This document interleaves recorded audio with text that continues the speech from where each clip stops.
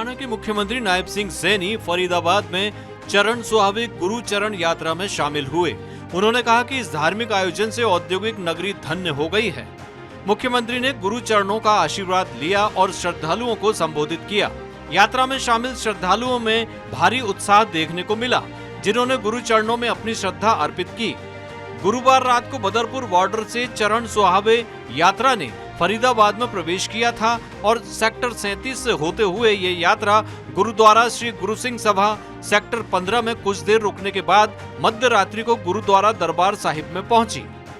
यात्रा में दशम पिता गुरु गोविंद सिंह जी महाराज और खालसा की माता साहिब कौर के पवित्र जोड़ा साहिब को लेकर निकली यात्रा का जगह जगह गुरु की प्यारी संगत ने स्वागत किया। गुरुद्वारा दरबार साहिब में संगत को संबोधित करते हुए मुख्यमंत्री ने कहा कि आज औद्योगिक नगरी धन्य हो गई। गुरु गोविंद सिंह जी के जोड़े के दर्शन का सौभाग्य मिला। जोड़े से गुरु जी के चरणों की धूल यहाँ पड़ी है।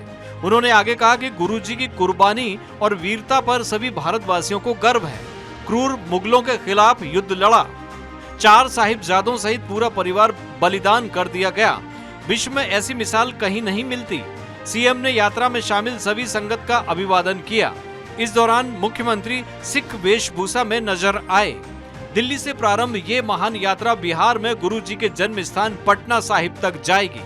इस यात्रा में माता साहिब कौर जी का पवित्र जोड़ा साहिब में शामिल है। सीएम ने कहा कि फरीदाबाद को दिल्ली के प्रवेश द्वार के रूप में भी जाना जाता है। यह प्रवेश द्वार पवित्र जोड़ा साहब के माध्यम से साक्षात गुरु जी के चरणों की धूल को अपने मस्तक पर धारण कर रहा है। इस पावन अवसर पर दिल्ली सिख गुरुद्वारा प्रबंधक कमेटी और इस यात्रा के आयोजकों का दिल से आभार और धन्यवाद।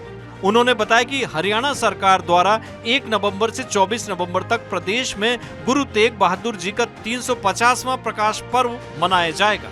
उन्होंने कहा कि हमारी सरकार ने पवित्र भूमि चिल्ला साहिब, जहां गुरु नानक देव जी ने तपस्या की थी, पवित्र गुरुद्वारा साहिब के नाम की। मुख्यमंत्री सैनी ने कहा कि हरियाणा सरकार ने 1984 के दंगों के पीड़ित 121 परिवारों के एक सदस्य को सरकारी नौकरी देने का भी निर्णय किया है।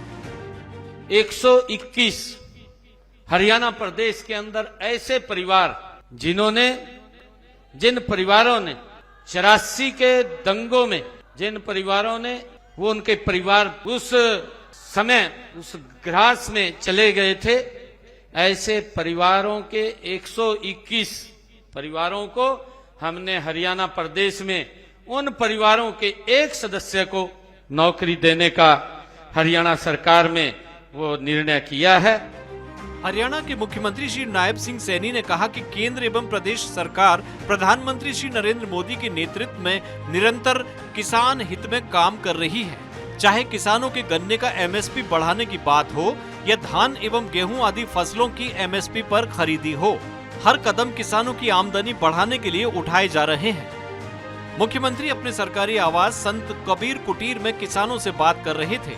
कुरुक्षेत्र, यमुनानगर समेत कई क्षेत्रों से अनेक किसान दिवाली के मौके पर गन्ने का एमएसपी बढ़ाने पर मुख्यमंत्री का धन्यवाद करने पहुंचे थे। गन्ने का एमएसपी बढ़ाने से गदगद हुए किसानों ने मुख्यमंत्री श्री नायब सिंह सैनी और उनके माध्यम से प्रधानमंत्री श्री नरेंद्र मोदी का आभार जताया और कहा कि दीपावली के अवसर पर बिना मांगे एमएसपी बढ़ाना किसानों के लिए सबसे बड़ा तोहफा है।